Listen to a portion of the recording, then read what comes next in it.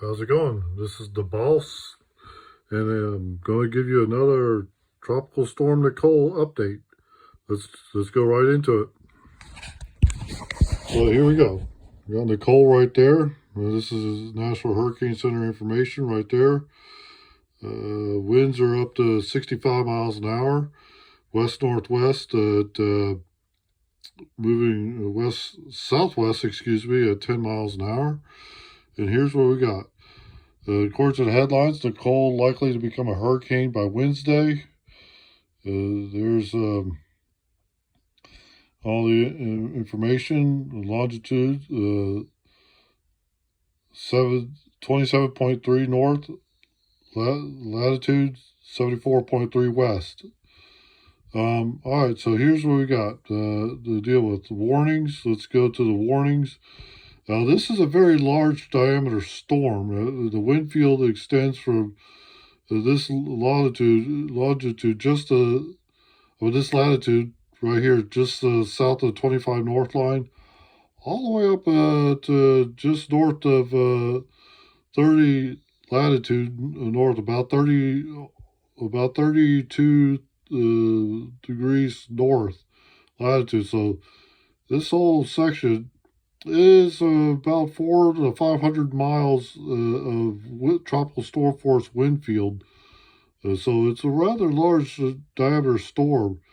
And Nicole is, these are, now most of the Bahamas now are under hurricane warnings, as you can see.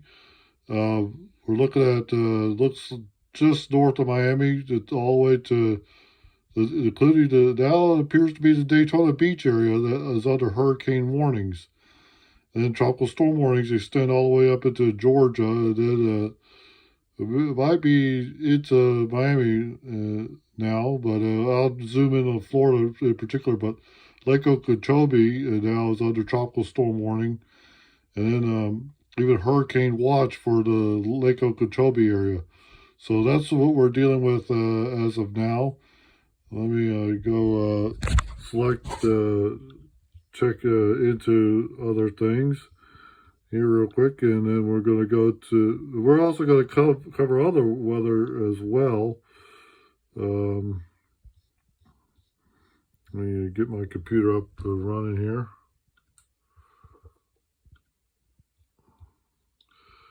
So I appreciate y'all's patience here.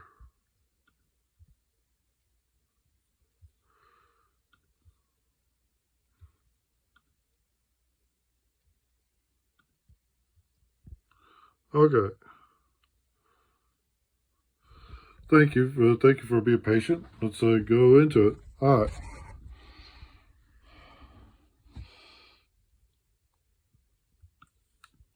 So we're actually starting to get some of the bands feeding into some of the outer bands feeding into the Florida coast. Now this is radar right now. Marsh Harbor, the Bahamas is getting ready to get pretty heavy bands.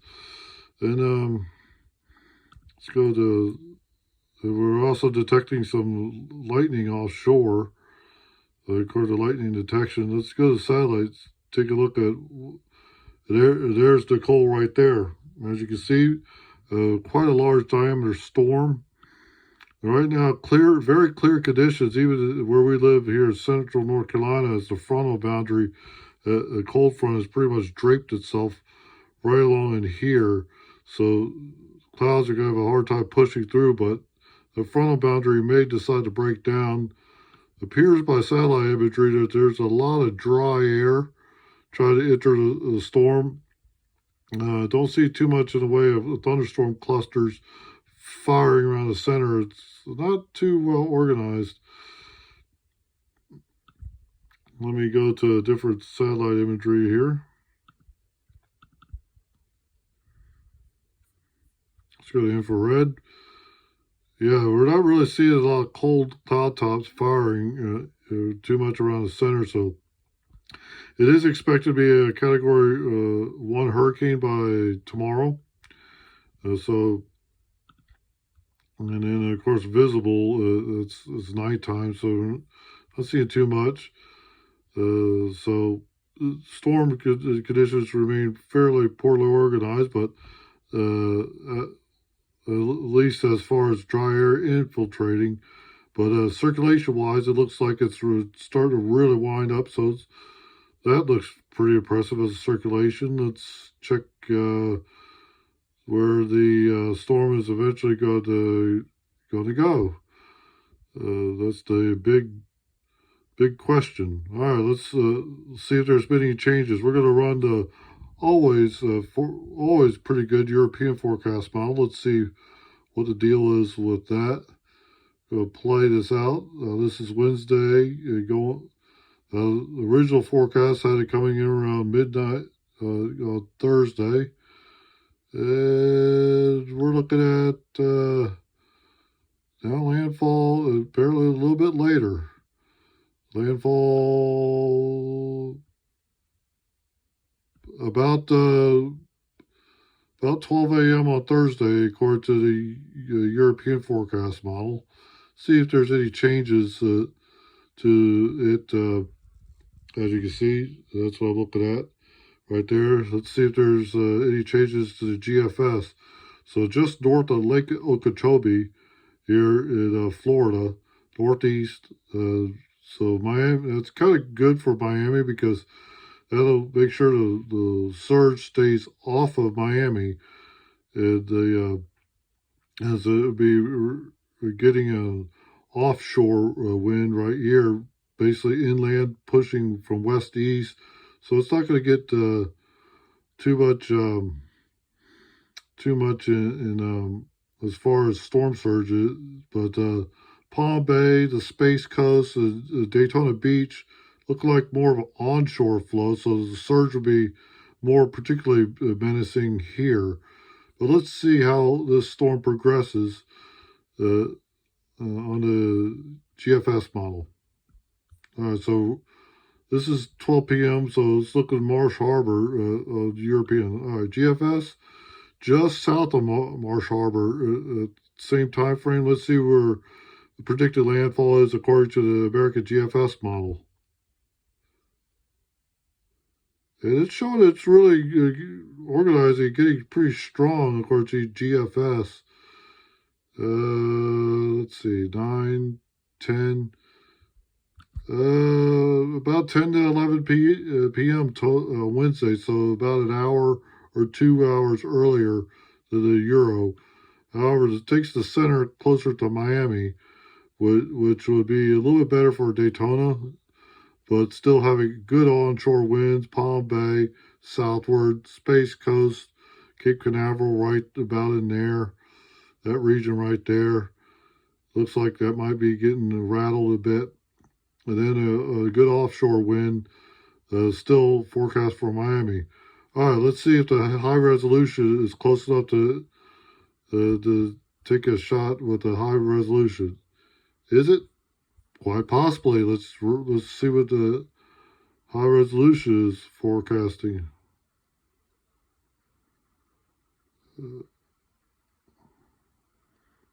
Marsh Harbor again is expected to see impacts. Okay, a little bit different story. It's predicting a landfall pretty much right on Palm Bay, Florida. Looking like after about crank 2 a.m. Probably about between 2 and 4 a.m. is what I'm looking at. But about 2 to 3 a.m. By the high resolution. Still westerly winds, so it's good for Miami. Not much of a surge threat there, but more of a surge threat now for Daytona, as the center was forecast to come closer north. And then, of course, pretty much where Cape Canaveral is in this general area, getting the brunt of the surge according to the high resolution. Let's see what the NAM or NAM model says. Ultimately, the NAM model has it also in the Palm Bay area, just south of Palm Bay, about Thursday at 1 a.m. And then Icon icon is also keeping it about landfalling about an hour sooner down there in just south of Palm Bay. So it's basically it's fluctuating between just north of Miami to around Palm Bay. So it's that stretch coastline is expected to get impacted, but at least according to the computer models. All right, that's where it's forecasted. Let's check the threat to Tampa Bay. So that's landfall. Let's go back to European, the forecast model. Let's see what our residents of the Gulf Coast could expect. Okay, that is not looking too good for residents, especially from Tampa Bay north, because depending on this, probably weaken to a tropical storm by then, but still have good onshore flow. So surge flooding is possible from, say, Pinellas County, Pasco County, down south to even where Sarasota is, even Tampa Bay, may get a little slower areas of Hillsborough County, here in the Tampa area. That area will be flooded, particularly, but definitely not a devastating hit. It's certainly not as bad as Hurricane Ian. Let's check what the GFS is saying. The GFS is similar time frame, about 12 noon. So the center will be over near Tampa by late morning Thursday into around noon Thursday. Center will be over Tampa. According to GFS, that's a little further south than what the European was forecasting. That's kind of good for counties north of Tampa, because then that'll make sure we have offshore flow initially, according to the center. However, let's fast forward this in time. Now this is still almost 2 days in advance. Before about almost 36 hours, about 38 hours away from now. But advancing forward, it looks like this storm will eventually start heading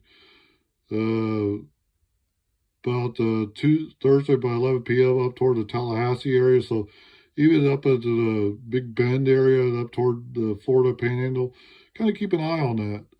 But I can tell you, based on computer models, let's rewind this again. Then check out GFS. I can check the other models, but we can be very scientific about this as well. But once again, we're fast forwarding. It looks like the Bend areas of Florida and up toward the Panhandle, looks like that could see some activity.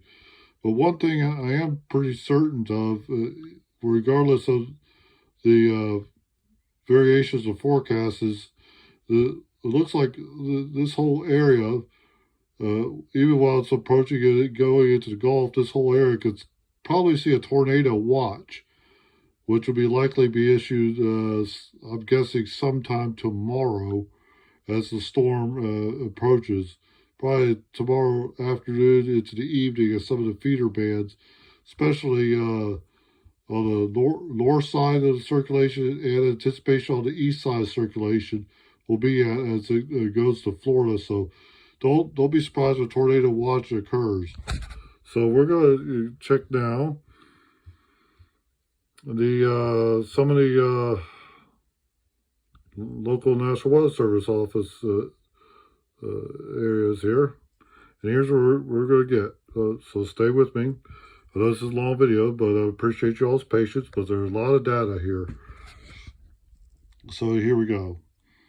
All right, so pretty much now, officially, it's a warning map. So Daytona Beach is under hurricane warning. We got storm surge warnings all along the coast. So the hurricane warning, it pretty much extends for inland coastal counties, the coastal waters pretty much include almost Daytona Beach. Let me zoom in on that just to make sure. That's Volusia County right there is Volusia. Volusia's at tropical storm warning as of now, but coastal waters going out. We're talking hurricane warnings on coastal, pretty much just offshore. Let's see, Melbourne, the hurricane warning. Fort Pierce, hurricane warning. That's about what we got there. Let's see, let's check residents of. Let's check up good old Pasco County here on the coast of Florida. Tropical storm watch. Okay, they have not been upgraded yet to tropical storm warnings, so that's what we're looking at there. So looks like Wednesday night possibly it's a Thursday. So final advisories have not been issued for there, but tropical storm watches are pretty much up for everybody. The pink tropical storm watches are up. Everybody in the red tropical storm warnings, to include Orlando, is under tropical storm warning. Daytona Beach. Let's check Daytona. Okay, Daytona itself is on a hurricane warning. Let's just confirm that. Just fine tuning right here. All right. Wow. That Flagler Beach to. Okay, so Flagler Beach to Volusia County.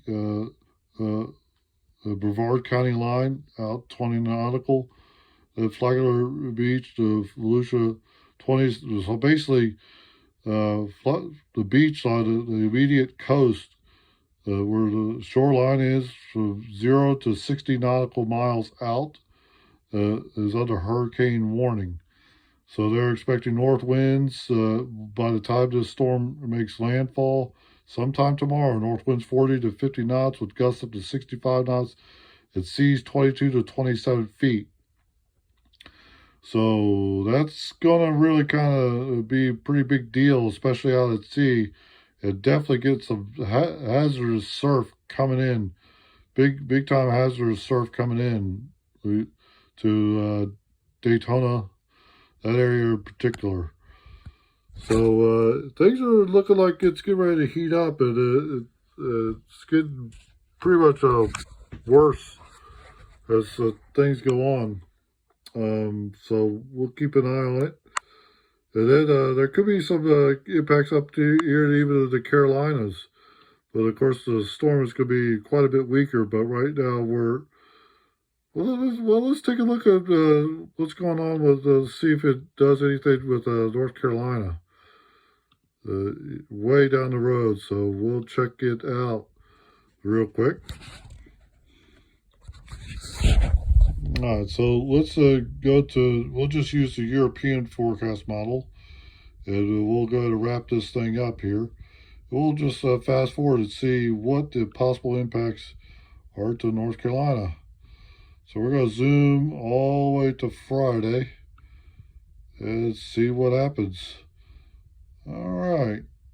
Well, Friday around 3 p.m., the center is going to be kind of approaching, the mountains of North Carolina. Asheville, possibly. But that's kind of getting a hit and miss there. Is it going to ride the mountains? We're going to have good southerly flow. Maybe there's a shower or thunderstorm here in North Carolina. GFS, any differences? GFS is predicting something possibly later, but still kind of mountainous. But however, it looks like the GFS is cutting it a little bit more east. I would say Martinsville up toward Danville and even Lynchburg, Virginia, might have something to watch by the time Saturday midnight. And then quite possibly a tornado watch could be issued for basically the Charlotte area to include Raleigh, possibly, depends on this track of the storm. So it could have some impacts, maybe some flooding rain, little gusty winds, and maybe a tornado watch, really depending on the intensity of it. Predicting some pretty good squall band weather setting up right here. Almost looks like, based on the wind patterns, we'll switch back to the European forecast model and back it up again. I kind of like the European forecast model, but GFS ain't too shabby either. But looks like it's going to be, the storm is going to be colliding with a frontal boundary. As you can see, the winds are coming out of the northwest across Kentucky, and then you collide with the storm. And this maybe it's predicting some storms to also fire up along that frontal boundary right there. Check the GFS again, and GFS is kind of confirming the convergence of what will be left of Nicole will be colliding with the frontal boundary. You might have some convection storms firing there. So Knoxville, possibly, according to the GFS, you kind of need to watch it from here. You might have some thunderstorms fire here. It all depends on how all these conditions come together. I say a tornado watch is possible for us here in North Carolina, but may not be certain based on this information. So it's pretty interesting. All right, well, that's discussing Nicole. However, there's also some interesting activity happening for Californians right now. I mean, there is a storm system coming in there, so we'll take a quick look at that. I know Nicole has been the star of the show thus far, and yeah, we got a lot of precipitation coming into California. We got check this out. This is Southern California right here. We got Victorville right there, high wind warnings. We got winter storm warnings. Take a look at that. Right there, the high elevations between also covering the Cajon Pass. So it's just cold enough there in the high mountaintops to produce some frozen precipitation. And we got the flash flood watch here just to the southwest of Riverside, and just to the south of Los Angeles. So sorry, I'm getting a little bit off camera. Just try to look at this, look at that, look at this. Sorry about that, guys. But this winter storm warning, high wind warning there. There's some flood advisories there. Riverside's included, Ontario. So very interesting Southern California weather. Interesting there. Let's take a look at that storm system real quick on windy. And then we will wrap this up. So I appreciate you all tuning in. So we will scope that out. And what do we see out there? Yes, we see some really interesting weather right there. Let's go to animate the loop here. And it almost looks like a conveyor belt of moisture coming in right out the Pacific, flowing from southwest to northeast. But it looks like the center of this Pacific low is up here just south of Eureka. So it's rotating, pulling feeder bands. And if we zoom in, check this out. We actually got a thunderstorm just to the northeast of Fresno, California. So really interesting weather for Californians. All right, well, this has been the boss. So far, I could tell. I'll just get ready to wrap this up, I promise. Long-winded, I know. But check this out. Check the satellite imagery. A lot going on. We're on the infrared imagery. A little bit of flare-up, but you can see it's a tail of two storm systems, really. Check this out. This is the whole United States. That's the storm system in the west right there. And then we got Nicole here in the east. This is the next frontal boundary. That's probably going to push to the east, maybe, and colliding with Nicole by Friday into Saturday here, just as it approaches the Appalachians. All right, this is the boss, and I thank you for tuning in for a pretty detailed weather analysis of what's coming up, and then hopefully I might have another one for you tomorrow, maybe. We'll have to see how I feel, because I have to work tomorrow. So outside of that, tomorrow, according to the computer models, it's going to be showtime. So for Floridians, go ahead and make your final store preps and get ready, because here comes another one. But I can tell you for a fact, this is not going to be as bad as Ian. Guaranteed. Water temperatures aren't there, and this thing is ingesting a little bit of dry air. So not as bad as Ian, I can promise. But however, it's definitely going to cause some problems, flooding, some tornadoes, some wind damage, beach erosion. It's going to make a mess of things. I can tell you that. Category 1 hurricanes, still no joke, but not as bad as the absolute catastrophic damage that the Sanibel Island area took of, I believe it's Sanibel Island, down there in the Fort Myers area. Not as bad as Ian, but just go ahead and get ready for this. All right, this is the boss. I promise this is it. I'm getting off for real. But you all have a good one. And if you're liking what you're seeing here, don't forget to subscribe. Thanks for tuning in to the boss.